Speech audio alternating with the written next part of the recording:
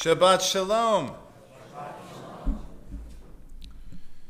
I used to have a teacher named Mr. Reed.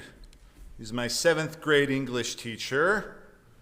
The thing that sticks out to me most about Mr. Reed was that I remember that he told us that he had worked for the school district for 42 years. That is a long time to put up with middle school kids. And I think by the time he got to the class I was in, it was his last year of teaching. So I think it's fair to say Mr. Reed just kind of gave up. He was done halfway through the year. It was as if when the school year started, there was a giant hourglass that had been metaphorically flipped, and he was just running out the clock until he could collect a pension and move far away from children. And if I'm being honest, I don't blame him. I was thinking, in the 90s, you could do things as a teacher you just couldn't do now. And the thing that he used to do was probably illegal. He would just leave us in the classroom unattended. And he would walk across the street and lean on the stop sign and then just begin chain smoking 2 or 3 cigarettes in a row. How do we know that he would do that? Well, because our classroom window gave us a full panorama of this activity. We could just see him out there, and then he would return to class smelling like a Texas bingo hall. Now, Mr. Reed never admitted that he was going across the street to smoke, and we never really questioned him about it. He always made up some fake excuse about going to the teacher's lounge because he needed to make copies or something. And before he would leave, he would give us this sermon about how we needed to behave and how we needed to be mature and how we needed to work on our assignments, yada, yada, yada, yada. And the moment he left the room, we would just divulge into absolute chaos. I mean, come on, what do you expect from a bunch of 7th grade boys? We would make paper airplanes. We were playing with cards. One kid smuggled in a Game Boy he wasn't supposed to have. It was just fantastic. And we always knew when he was coming back because we could see him through the window. And honestly, when he returned from the teacher's lounge and came back to find that we hadn't really done any classwork, he never really questioned it. That was kind of our unspoken arrangement with Mr. Reed. He would go across the street and chain smoke for 10 minutes, and we could avoid doing anything meaningful while he was gone. Well, one day, Mr. Reed decided to walk across the street, and when he left, there was this kid named CJ. Still remember this. He had a great idea. He brought out this pack of gum, and he thought it would be a novel idea for every kid in the class to each take a stick or two, and we would chew it, and then we would combine all the used chewing gum and make a huge ball of chewing gum. Now, I'm sorry that this is gross to you now. Keep in mind, in the 7th grade, this was a phenomenal idea.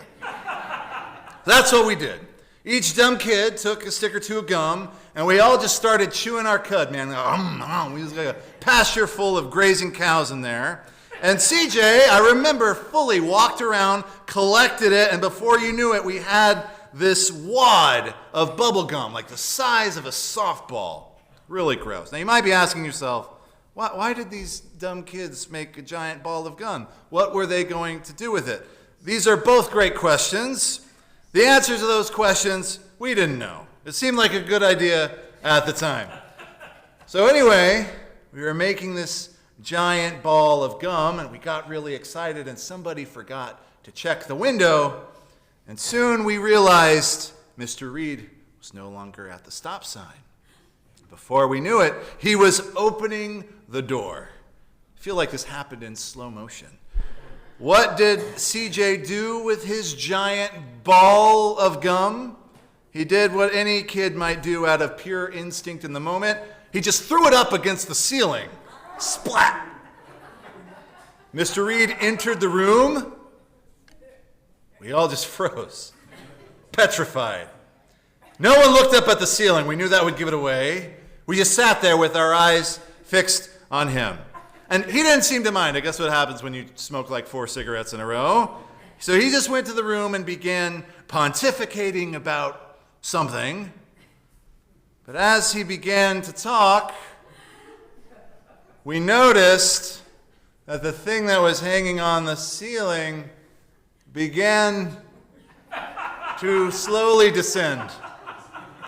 And it got lower and lower. It was hanging there like a disco ball.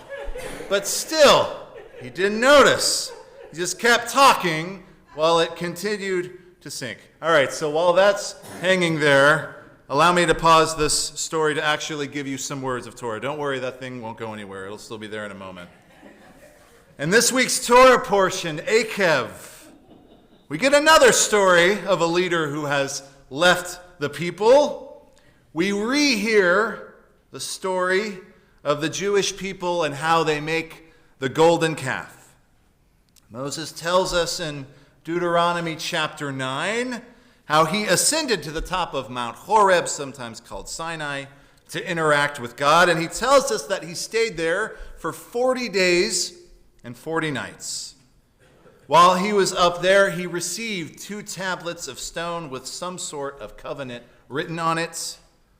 And then God told Moses to descend. And when he did finally come down the mountain, he was greeted with an egregious sight. He saw the scene of the Israelite people worshiping a golden idol in the shape of a cow. So naturally, he threw these stone tablets down on the ground, essentially shattering them into oblivion. And we still don't know what was initially written on that set of tablets. And what happened next? Moses burns the golden calf, he grinds it into dust, and he throws its dust into a brook that came down from the mountain. All right, so now that we talked Torah, let's get back to our giant gumball hanging there. While Mr. Reed was talking, it continued to hang, and there is a thread that just stretched and stretched until finally the weight of the ball caused the thing to just snap, and it landed on the floor right between his feet. Now, our teacher did not throw stone tablets at us that day, but in retrospect, I think if he had some of those around, he just might have done that. And because it was obvious that we all had contributed to this golden gumball, Mr. Reed made us all stay after school, and we had to write the sentence, "I will be respectful in class," over and over and over. My hand still hurts from writing that. But you know what is interesting? After that episode, Mr. Reed never left us alone in class again. I think it's almost as if he learned an important lesson that day too. And this, by the way, is what also happens to Moses. In fact, that's really what the book of Deuteronomy, Devarim, is all about. It's a series of anecdotes and stories from Moses telling the Jewish people that he too has made mistakes. He reminds the people that while they have sinned, he is anything but guiltless. It's Moses himself who defied God and struck the rock twice instead of speaking to it, a sin that will prevent him from going into the promised land. And when he tells us this story, perhaps his reasoning for telling it is to suggest that even our best leaders can be flawed. I bet we could all think of a time in our life where the person who was supposed to be watching us or watching out for us seemingly abandoned us or left us alone when they shouldn't have. I guess that's pretty common, right? After all, when they say the cat is away, the mice will play. But it's important to remember that our leaders are human after all, and everyone is capable of making mistakes. Instead of exploiting their weakness, or their time away. It's up to us to rise up to the occasion and help out. If you don't do this, you could very well end up feeling chewed out. Shabbat Shalom.